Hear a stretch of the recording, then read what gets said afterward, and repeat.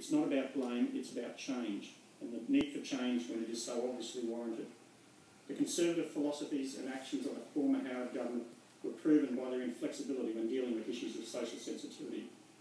While the work choices legislation was certainly a major cause of the Howard government's downfall, it also demonstrated to the voters that the government was arrogant and failing on many other levels.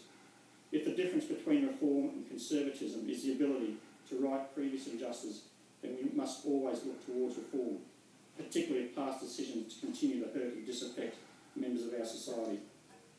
Mr. Speaker, last week I was intrigued by comments from some of the opposition, who seem to have the view that they have exclusivity when it comes to business expertise, an outdated, conservative, and almost archaic boss-to-worker mentality, and that coalition is business and Labor is the worker.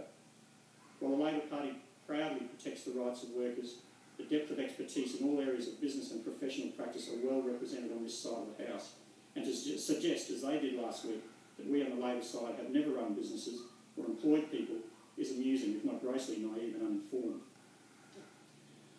I have, for a significant part of my working life, been a small businessman, employing people who incidentally were also members of the union. As a former small business owner and operator employing a significant number of staff, I understand well the dynamics of running a business. I was a member and executive member of 2 chambers of commerce and served as president of one and vice president of another over a number of years. Mr. Speaker, I spoke previously about my original trade as a compositor, but with the opportunity to study as a mature age student, I commenced a commerce degree, converting to a teaching degree, and further study resulting in the completion of an honours degree in education. I took up positions as a teacher, lecturer, faculty and college director, and with the move back to the private sector, rolled out education and training programs in multimedia throughout Australia and Southeast Asia. This further led to a number of varied business interests, including publishing small community newspapers and other media productions. My desire to enter politics resulted in a move 3 years ago when I took up offers in parliamentary and ministerial service for a state member and 2 senior Queensland ministers as a policy advisor. Mr. Speaker, I further need to indulge the House while I mention those special people who have had a great influence on my life and who have made my accession to this House a reality.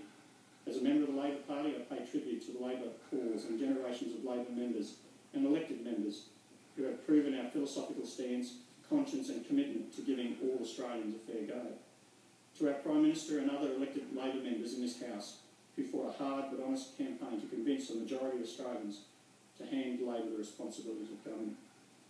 I have so many people who played varying roles to thank, and there is simply not enough time in this response to name them all, and for that I apologise, but won't forget them. I want to pay tribute to my mum, Raguse, who at almost 87 years of age has been my inspiration, my conscience, an Irish migrant of 81 years who still carries a good argument, and someone I simply still have difficulty against in winning a debate. To the memory of my father, John Raguse, who died too young at 62, and whose stoicism and strength taught me tenacity. This style of tenacity gave me strength to campaign relentlessly. To my childhood brother and sister, Mark and Kim Raguse, for the shared and happy, eventful childhood years. To my 4 children, Aaron 19, Matthew 17, Hannah 13, Emma 10, and their mother Annette, who have supported me through the years and have lived with the effect of politics on family life. To my birth mother, Denise, who I finally met at the age of 29. She weathered the early trials of life, yet emerged triumphant with the support of her husband, Laurie, a man who has also inspired me with his gentle yet unrelenting support for his family. To John and Daphne Loveday, who treated me like a son and were always there to support. I pay tribute to my brothers and sisters and their families, the Fletchers, and my sister Nicole Burns, who made a number of personal sacrifices to help me achieve this win. Steve Searle and his wife Alison, who always believed that success was possible. Steve's energy and absolute commitment to the campaign was for me humbling and perpetually appreciated. 2 very special, inspirational friends, Roland and Shirley Lindenmeyer, who proved my aspersions that people from all political persuasions can come together for a common cause and influence a positive outcome and prove that democracy does work. To Jim and Sandy Dennis, who were there from the start and never failed in providing help wherever and whenever needed. I also pay tribute to Jim's mother, Mary Dennis, who at 84 continues to hold the Labor faith. Isabel Tarago and daughter Adeline Tarago, Lucy and David Bernard for their warm and generous support. My loyal friends, Noni Hazelhurst and Ian Martin, who with busy filming schedules, interstate always made the effort to be available. Normie Rowe for his overt and enduring support for Vietnam veterans and making sure we always remembered. To Brett and Pam McCready for their hard work, friendship the support they garnered from the QPSU.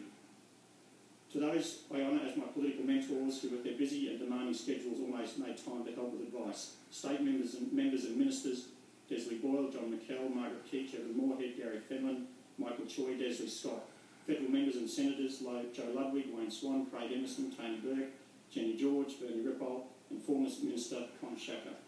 To my friends and family who are here in the gallery today, my two sons Aaron and Matthew, Aaron's partner Alexa, Ada and Jamie Banks, Di Lydia, Steve Alcock, Rosalia Sierra, and her in absentia, her partner Paul Roderick. To Jenny Atkinson as my campaign manager, who with the support of several hundred campaign workers and the help of her daughter Samantha Fuller, formed a solid team who unrelentingly pushed our cause forward. To Martin Sherrington, I say thank you to him and his family, his wife Louise and their children, Tom and Rose, who all made so many family sacrifices to ensure that Martin was always available, particularly during those intense weeks and months of campaigning. To my other staff, Stuart Fennick, Annette Curry and Jason Whitlock, I thank you for what you have already achieved in my office, but also in anticipation of the vibrant and exciting 3 years ahead of us.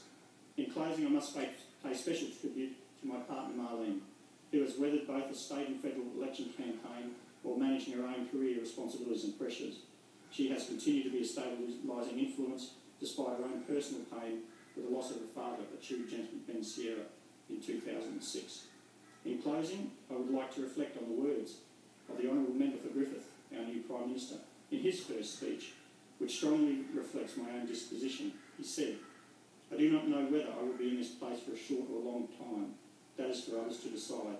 But what I do know is that I have no intention of being here for the sake of just being here. Together with my colleagues, it is my intention to make a difference." Thank you, Mr. Speaker, and thank you to the members of the House for your kind indulgence.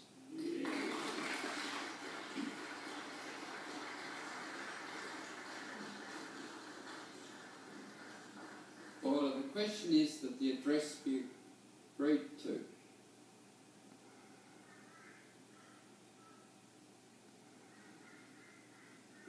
The Parliamentary Secretary.